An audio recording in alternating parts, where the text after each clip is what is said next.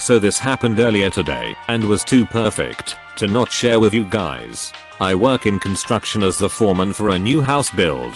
The location is kinda strange. The house is 250 feet up a hill via a footpath only. All of our materials have to come up this footpath by hand. It's a pain in the butt to manually carry, quite literally, an entire house up this hill. One of our saving graces is having the 2 parking spots on the street at the bottom of this hill marked with official no parking signs.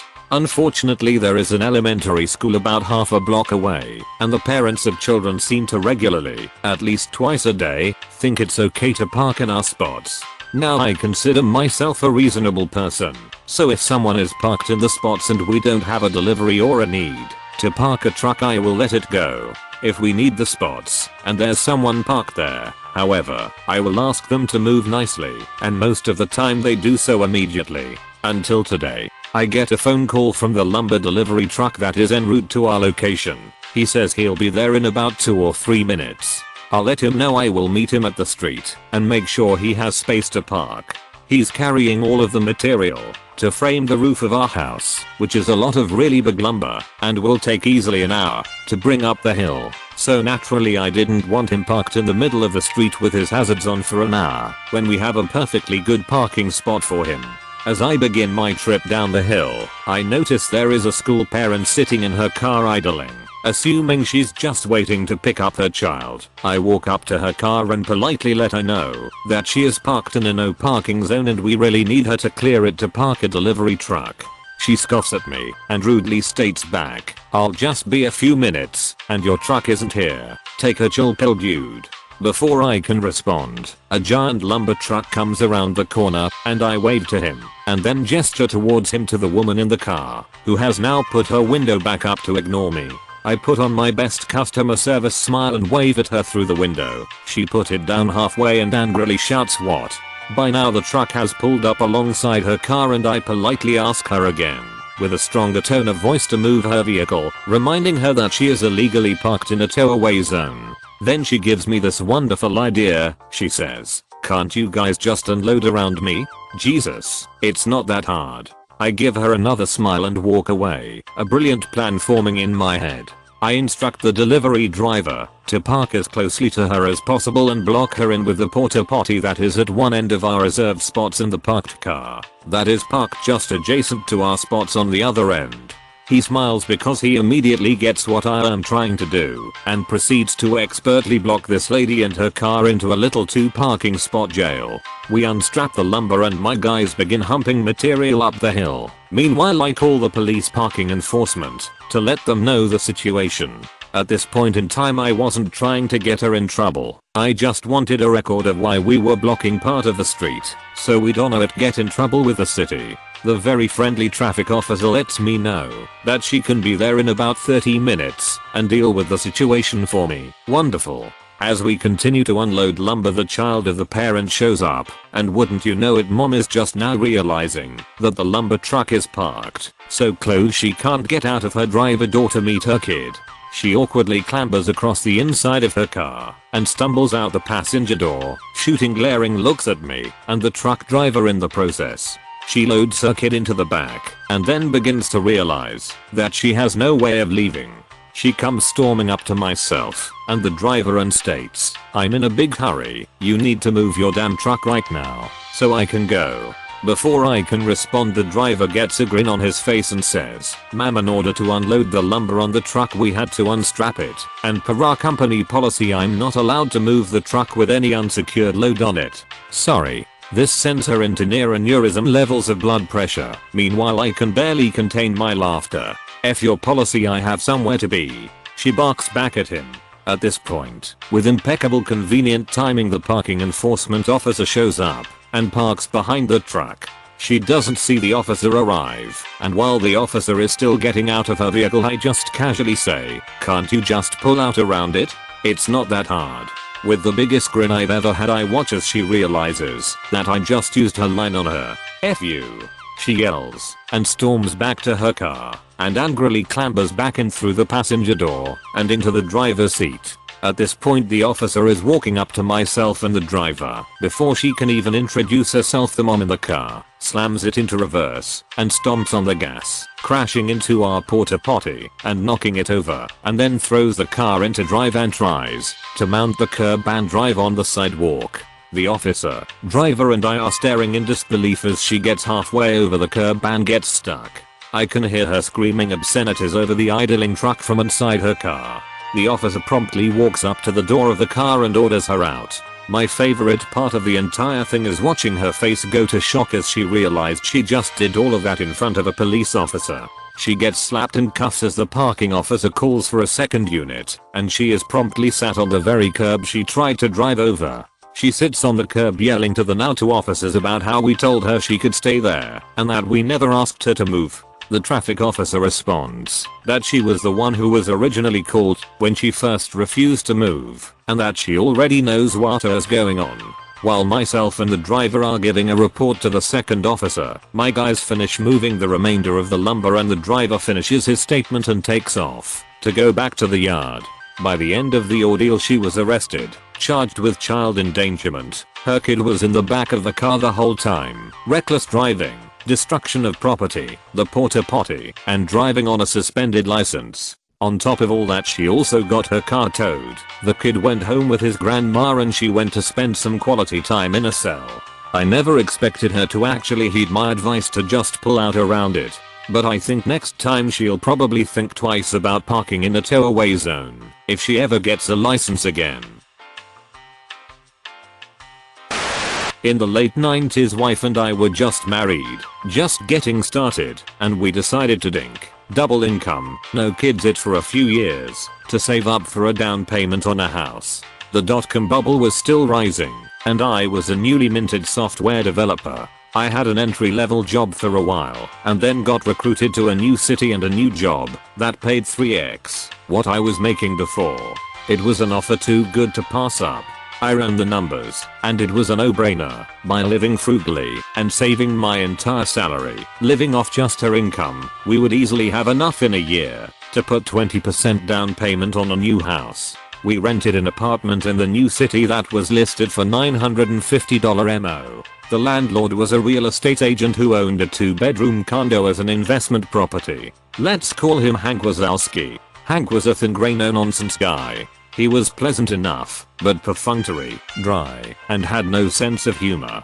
He made a point of explaining that under no circumstances was he responsible for maintaining the garbage disposal, and that it was not included in the rental agreement and he would not be responsible for fixing it were it to break. Okay.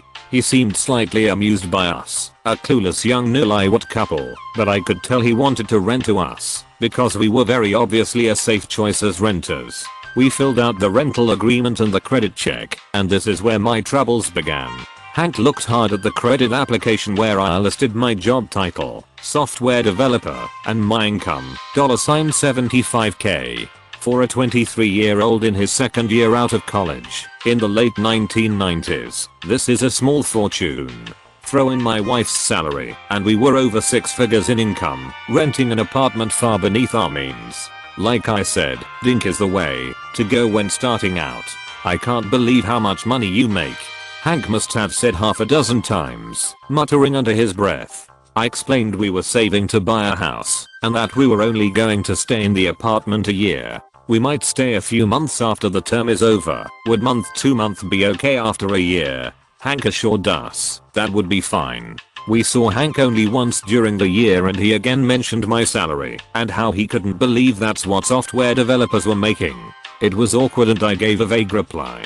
Anyway, a year later we had found a house to buy, signed all the papers, and were making plans to move. The new house wasn't going to be ready until 2 months after our rental lease was up, so I called Hank to ask if we could, as discussed, simply extend the lease by 2 months before moving out. Hank assured me on the phone it would be no problem and he would send over an extension for us to sign. The extension arrived in the mail, and it included a month-to-month clause and a $500 increase in the rent. I flipped out and called him. Hank, why are you increasing the rent over 50%? That's too much. That's more than my new mortgage is going to be. He was super condescending to me. Rocky Moose, it's what the apartment goes for now. I would be losing money by renting it for less. I tried to reason with him, but it was very clear he knew we could afford the $500, had no choice in the matter, and he was going to screw us over as best he could. He got angry with me for arguing my point, and I'll never forget his parting words. You don't have to like it, Rocky Moose, you just have to pay it. My wife and I tried to figure out a way to move out early by putting our furniture in storage for a couple months and crashing with friends, but it just wasn't going to work out. I swallowed my pride and wrote out the check for $1,450 for the extra month. A month later I wrote a similar check, and then we moved out. I made sure the apartment was spotless before moving, but still Hank withheld $300 from our security deposit for BS things that were just a way for him to squeeze a few more dollars from the kids, who made too much money. $100 for cleaning, sure, but $300 was obscene. In my mind, he had screwed me over for $1,200 and there was nothing I could do about it. What made this even more infuriating is that I saw the ad Hank put in the paper after we moved out, and he listed the apartment for rent at only $150 more than we had been paying originally, not the grossly inflated $500 increase. And it didn't rent. A month later I saw the same ad, and he had lowered the price to $75 more than we had been paying, and I assume it got rented since the ad stopped appearing. Fast forward about 5 years. Life is good, the house is good, we have a baby, and even though the dot-com bubble has burst, I'm still employed. One day, out of the blue, I overhear one of my co-workers, Phil, a senior developer, talking to the guy working the reception desk. "Hey, Mike, I'm expecting someone to drop off some paperwork for me. If a Hank Wazowski asks for me, tell him I'll be right out." I freeze and get a taste of bile in my mouth remembering how I had to write out that name on those checks all those years ago. There's no way it's the same guy, right? I walk over to Phil, who is still by the reception desk.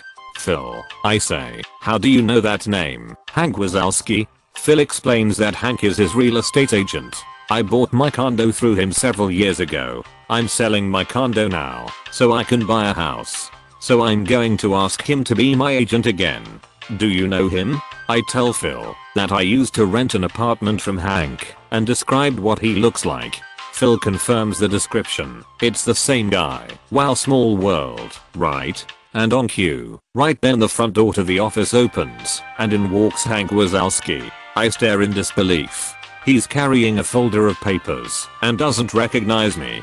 Phil and Hank shake hands and they talk for a few moments. I stand there silently, wondering what to do. Phil finally says, "Hank, this is my friend Rocky Moose. I think you may have already met." "Yes, hello Hank.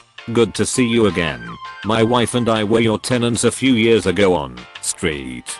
Remember, the software developer who rented for a year saving to buy a house? Well, this is where I work. Here, with Phil." Hank's eyes indicate he now remembers me, and he's starting to put it all together. We shake hands and he says yes, of course he remembers, and asks how we are doing. "Oh, we are just fine. Thanks for asking." Phil says that you're his real estate agent. Small world, isn't it? Hank nods pleasantly. He still doesn't remember the details of our last conversation. I do some quick math in my head. This is the early/mid 2000s. The real estate market is very strong and easy money for any agent. The crash of 2008 is still a few years in the future. I start to think out loud. Selling the condo for around $150 to $200,000, and you're looking at houses in the $500,000 range, so that's $650 to $700,000 in total transactions. An agent getting 3% on the sale and a purchase is getting around $20K for his trouble. That's a good commission for the agent, isn't it? Hank's eyes flash, and I can tell he remembers everything about me now. Phil is surprised at my passive-aggressive tone. I'm enjoying the uncomfortable silence. Hank deflects my question, saying it's complicated, and tells Phil to send back the papers as soon as possible. He shakes hands with Phil, looks at me, nods, and goes to leave. "It was really good to see you again, Hank." I call behind him. He exits the building. As the door is still shutting, I say a bit too loudly so that Hank can hear, Phil, don't sign anything just yet. I have a story to tell you. Phil looks at me and says, Rocky, what the hell was that all about? He looks pissed and confused at my behavior. I tell Phil the whole story. The rent, the $500 increase, the security deposit. You don't have to like it. You just have to pay it. Everything. Phil, you can't use this guy to sell your condo and buy a house. I hate him. He's evil. I'll help you find another real estate agent. Just use anyone but Hank. So the great thing about Phil is that, well, he's a great guy. He says he's a little surprised at my story and has always known Hank as a straightforward guy. But I totally see him doing that to you. He admits. There's no way I could use him now. What a dick. Then Phil's eyes lit up a bit. What do you want me to say when I fire him? I have special feelings for Phil now. We came up with a plan and I made sure there were some key phrases in Phil's repertoire. We planned it all out together in advance. My only regret is that I didn't get to see Hank's reaction in person a day later when Phil made the following phone call while I stood behind him listening. Arihi, Hank? It's Phil calling. Yeah, about that. I've decided to get some other quotes from other agents. I'm not going to sign up with you or a vertical bar. Pause. No, you shouldn't give a discount. You'd be losing money if you did that. Pause. No, this is just a decision I've made. No, it has nothing to do with Rocky Moose. Pause. Well, you don't have to like it, Hank. You just have to accept it. Goodbye. Click. And it was the greatest revenge I could have ever imagined. Through a chance meeting years later, Hank got screwed out of $20,000 in easy commissions. And the best part is Hank absolutely knew it had everything to do with Rocky Moose. A few months back, as you all may remember, Florida got pretty beaten up by a couple of hurricanes. My folks lived down there, and while none of the damage that they sustained was life-alteringly horrible or home-destroying, homeowners insurance kicked in, and they had some water damage through the roof. They also needed a new one because of all of the shingles that had come off / debris that had punctured it. My folks looked through roofing options and determined that a metal roof would be a great option to reduce damage / maintenance on their home. Plus, it would serve as a more energy efficient option with passive solar collection and fewer thermal losses in the summer / winter. It's more expensive, but my dad was basically /r/ personal finance incarnate while I was growing up. He's in his 60s and has finally concluded that he has FU money so long as that community is concerned. So the roof was a good investment. It looked like a win-win-win with that roof. Then they reviewed the HOA and saw that, as of 1989, metal roofs are prohibited in the neighborhood, subject to fines and mandatory removal. Reviewing the bylaw further showed that it was clearly referring to older, crappier tin roofs, not a proper metal one like today's market provides, which looks great and has all of those other benefits. My folks wanted to play by the rules, though, and called up the HOA to explain the situation. HOA was friendly and said that they would be looking into that bylaw and that my folks weren't the only ones who requested that they be allowed to have a metal roof. My parents couldn't get a roofing contractor in for a few months anyway, too much demand, since everyone else's roof got wrecked, so they waited a few weeks and got nothing new out of the HOA. Tried again a few weeks later, nothing. After 2 months of this, they said F it and started construction on the metal roof. Popular opinion in the neighborhood was on their side, and the roof was covered with a tarp that wouldn't last forever. The new roof got installed over the course of a few days or so, and then we found out the HOA's crappiness. The neighborhood has a nice brick sign out front that says welcome to neighborhood name. It's very classy, very neo and was very damaged in a hurricane. The HOA was strapped for money due to other repairs / dues, and some prick had the bright idea to impose as many fines as they could on the neighborhood to pay for these repairs. So starting with my folks, they served my folks with a letter claiming that they were in violation of the HOA and demanded a $25,000 fine and that they remove it. Which is, of course, absurd. My poor mother is very much a play by the rules sort, and she was worried sick. Dad's ex-Navy and a contract negotiator. He essentially checked his 60-year-old knuckles and said, "Oh, you little sits wanna play, do ya?" So they set about researching and making some calls. Poor mom kept waking up at 1 AM unable to sleep, and I felt terrible for her as she went through this. But then, they had a breakthrough. A few weeks after being served. I'm fuzzy on the timeline. Since I don't live in Florida, it may have been less. There was essentially a burn them at the stake meeting of the Hoa where my parents could defend themselves for an absurdly short amount of time and the Hoa could rip into them for daring to defy their oath. So my mom, because she's more social / has a better temper than that, comes up to speak and lets the Hoa know that they can't do this. Hoa smirks and says that they sure can. They have a 40-year-old statute saying that they can. Mom says, you do. But I have state law on my side, which supersedes your statute.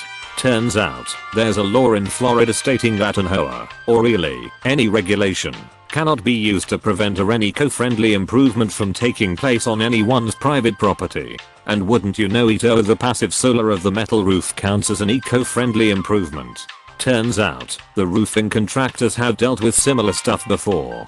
When Dad mentioned what was going on to them, the contracting officer pulled out a few letters of accreditation and a few past cases where the court had determined that their product was eco-friendly and forced the Hoa to pay all legal fees. My mom produced all of this for the crappy Hoa, who had to admit that this was in fact ironclad. Strapped for money as they were, they couldn't afford to pay a lawyer. Hoa head growls, is that all? Mom turns up the sweetness to 11. No. I see in the bylaws that we can vote to impeach board members at any Hoa meeting and to elect their replacements. I move to impeach all of you. I nominate my husband, and she rattles off a list of names. Hoa is stunned. While Dad looked into the legal, Mom looked into the new neighborhood. Popular opinion was on their side, and the hearing was public for the neighborhood.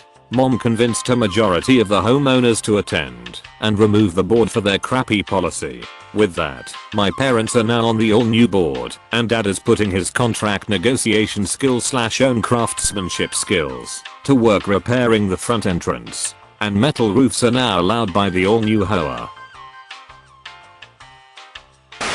While walking to my gate at Lax, I noticed a woman whose dog was in the middle of doing its business. The woman was loudly FaceTiming with her back to the dog, so I assumed she didn't notice. That was likely the thought shared by the gentleman who tried to get her attention. Excuse me, miss, he said, in a polite tone. The woman glared at him. Your dog, he sheepishly continued, pointing to the mid-poop pup. The woman rolled her eyes and went back to FaceTime as the man slinked away, seemingly embarrassed. Some people, she bellowed to her FaceTime companion with no hint of irony, are just so damned rude. When her dog finished, the woman started walking away, leaving everything right on the airport floor. Another woman tried to stop her. You're not going to clean that up? She asked, as shocked as the rest of us were. They have people for that, the offender replied, disappearing into the crowd, as much as someone yelling into their phone can disappear into a crowd. I stood near the pile and warned people to walk around it while someone else got a maintenance worker's attention. No one said anything. We were so shocked that anyone could be that horrible. When I got to my gate, the woman was there too. Great. We were both going to Tokyo. When I travel abroad, I get embarrassed by other Americans doing things 100 times less embarrassing than leaving animal feces on the floor of an airport. To make it worse, her dog was now barking at everyone who walked by. I have nothing against people flying with their dogs, I do it often. But it is a privilege I take seriously.